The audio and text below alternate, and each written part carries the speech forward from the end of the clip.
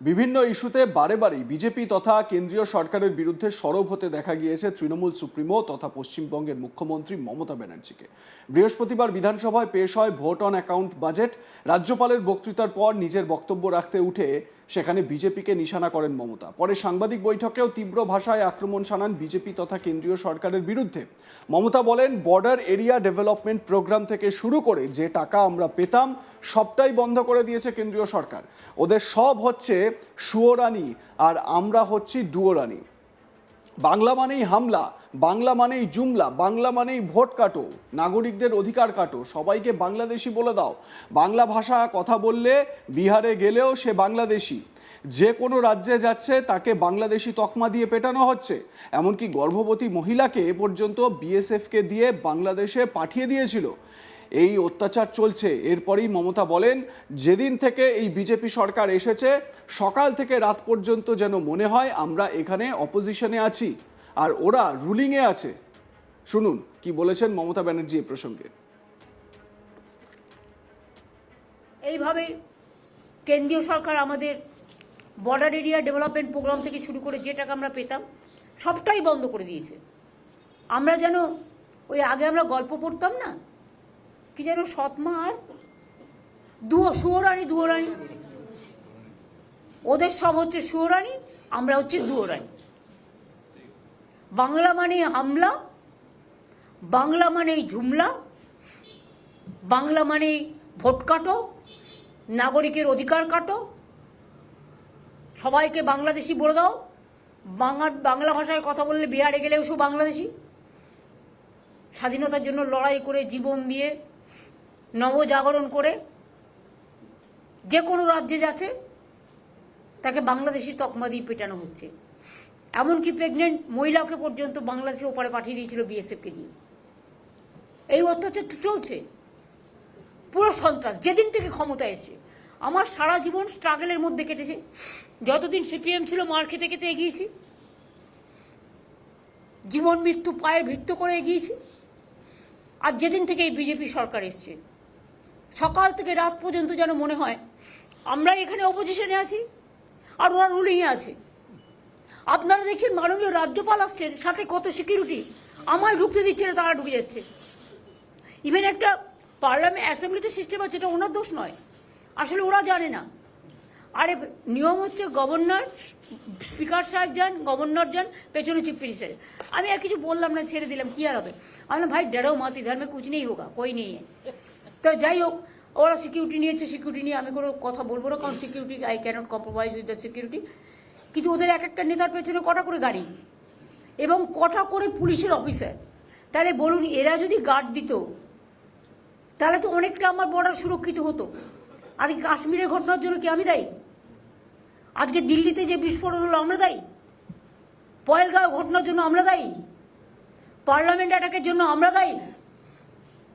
গোয়ায় আগুনে পড়ে মৃত্যু হয়নি? হ্যাঁ, মৃত্যু আমরা কেউ সমর্থন করি না। সেদিনটা 26শে জানুয়ারি ছিল, সেদিন সকালের ঘটনা। সঙ্গে সঙ্গে ববিকে পাঠানো হয়েছে, রুবি আমাদের অরূপকে পাঠানো হয়েছে। ফিরদৌসীরা সারা রাত ধরে মুসলিম ছেলেরা খেটেছে। শুনলেন তো মমতার বক্তব্য। মুখ্যমন্ত্রীর মুখে এই বক্তব্য নিয়ে ইতিমধ্যেই শুরু হয়েছে চর্চা। মমতা আরও বলেন, আমার 2 লক্ষ কোটি টাকার বেশি কেন্দ্রীয় সরকারের কাছে পাই, আমাদের বঞ্চনা করা হয়েছে, আমাদের সাধ্যমতো যতটুকু আমরা করতে পারি ততটুকুই বলি, আমরা যেটা বলি সেটা চালুও করে দিই সেই সময়। এরপরেই মমতা বলেন যে লক্ষ্মীর ভাণ্ডার বলা হলো ফেব্রুয়ারি মাস থেকেই পাবেন, 500 টাকা করে বেড়ে গেল সবার জন্য। মমতা কি বলেছেন এ প্রসঙ্গে শুনুন। আমরা 2 লক্ষ কোটি টাকার বেশি কেন্দ্রীয় সরকারের কাছে আমরা পাই, আমাদের বঞ্চনা করা হয়েছে। এই বাজেটেও আপনারা দেখেছেন বাংলাকে কিছু দেয়া হয়নি। তো এত বঞ্চনা সত্ত্বেও এবং 5 বছর ধরে 100 দিনের কাজের টাকা বন্ধ, যদিও পরপর 5 বছর আমরা 100 দিনের কাজে ইন্ডিয়াতে প্রথম হয়েছিলাম। গ্রামীণ আবাসিক যোজনা যেটা, সেটাতেও 5 বছর পরপর আমরা প্রথম হয়েছিলাম, সেটাও বন্ধ গত 4-5 বছর ধরে। গ্রামীণ রাস্তা যেটা মানুষের সংযোগ সৃষ্টি করে সেটাও বন্ধ 5 বছর ধরে, ওটাতেও আমরা প্রথম হয়েছিলাম। এই সমস্ত স্কিমে সব টাকা বন্ধ, এমনকি সর্বশিক্ষা মিশনের টাকাও বন্ধ। শিক্ষাক্ষেত্রে আপনারা দেখলেন এই বাজেটে কেন্দ্রীয় সরকার টাকা কমিয়ে দিয়েছে। শিক্ষাক্ষেত্রে কোথায় মানুষ টাকা বাড়ায়, তাদের সাহায্য করে, কারণ শিক্ষা জাতির মেরুদণ্ড। শিক্ষা মানুষকে শিক্ষা, স্বাস্থ্য, আশ্রয়, দুটো পেটে খাদ্য, এইটাই তো মানুষের জীবনে বাঁচার সবচেয়ে বড় প্রেরণা। সুতরাং এইগুলো আমরা আমাদের সাধ্য মতো, আমাদের যতটুকু আমরা করতে পারি আমরা ততটুকুই বলি।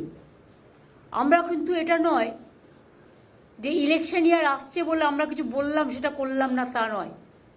আমরা যেটা বলি সেটা আমরা চালুও করে দিই সেই টাইমে। কারণ আমি মনে করি কথা দিয়ে কথা রাখাটা মানুষের বড় ধর্ম। আপনারা দেখেছেন প্রত্যেকটা ইলেকশনের আগে আমরা যেটা বলেছি, আমরা সাধ্যমতো তার যে মেন কি পয়েন্টগুলো আমরা করেছি। এবং আজকেও যে বলা হলো লক্ষ্মীর ভাণ্ডার ফেব্রুয়ারি মাস থেকেই তারা পাবে। 500 টাকা করে বেড়ে গেল সবার জন্য। ধরুন সিভিক, গ্রিন পুলিশ, গ্রামীণ পুলিশ, আইসিডিএস, আশাকর্মী থেকে শুরু করে প্যারা টিচার, শিক্ষাকর্মী, শিক্ষাবন্ধী, সব নানা রকম আছে যেগুলো অলরেডি বলেছে, এগুলো তো যুক্ত করা হয়েছে। প্লাস আশারা মেয়েরা যারা কাজ করে এবং আইসিডিএস, আমি মনে করি যে ওদের মাতৃকালীন ছুটিটা পাওয়া উচিত। যদিও এটা একটা প্রজেক্ট, এটা সরাসরি গভর্নমেন্টের চাকরি নয় আশা, এটা একটা প্রজেক্ট। গভর্নমেন্ট অফ ইন্ডিয়া অনেক সময় প্রজেক্ট শুরু করে কিন্তু শেষ করে না, তখন তারা কোথায় যাবে? আশাকর্মীরা আমি যখন ক্ষমতায় আসি শুনেছিলাম গভর্নমেন্ট অফ ইন্ডিয়া 800 টাকা করে মাইনে দিতেন, মানে মান্থলি দিতেন একটা সাপোর্ট, কিন্তু সেটা বন্ধ করে দিয়েছিলেন। তখন আমরা 2500 টাকা বা 3000 টাকা এরকম করে দিতে শুরু করি। তারপরে ওরা একটা ইনসেনটিভস পায়, সেই ইনসেনটিভসের টাকাটা 60% না 50-50%-এর মতো ভাগাভাগি আছে। তার মধ্যেও আমাদের প্রায় 2500-3000 টাকা পড়ে এবং ওরা 5500, 7500, 8000 অলরেডি পায়। এবং তাছাড়াও ইনসেনটিভ যখন দেওয়া হয় সেই টাকাটাও আমাদের দিতে হয়। তাছাড়া ওরা যদি এক্সট্রা কোনো কাজ করে সেখানে তারা একটা ইনসেনটিভ পায়, সেটা ডিফারেন্ট থিং। কিন্তু ওই যে মাইনে হিসেবে যেটা আমি আপনাদের বললাম যে একটা টাকা হিসেবে লামসাম যেমন 800 টাকা করে মাত্র পেত, তারপর টোটালটা বন্ধ করে দেওয়া হলো। সেখান থেকে বাড়িয়ে আমরা 5250 ছিল, আজকে 1000 বেড়ে গেল।